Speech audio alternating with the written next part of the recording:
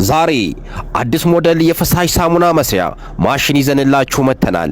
ማሽኑ በ2024 በፈረንጆቹ የተፈበረከ ሲሆን ማንም ጋር ያልተሰራ ጉደኛ ማሽን፣ በአንድ ማሽን 5 አይነትና ከዛ በላይ ምርቶችን መስራት የሚያስችል ፈሳሽ ሳሙና ማለት ላርጎ ብቻ አይደለም።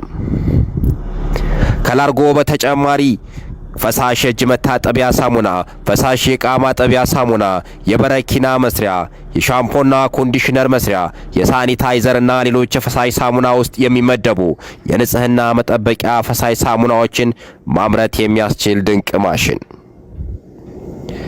በዚህ ዝግጅት ሳሙና ለማዘጋጀት በየሰፈሩና በየቤቱ በእጅ በመጥበጥ ወይም በማቀላቀል በኳሊቲ ላይ የሚያመጣቸውን ችግሮች እንነግረዎታለን።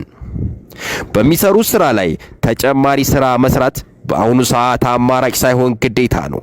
በቤቶ ከመደበኛ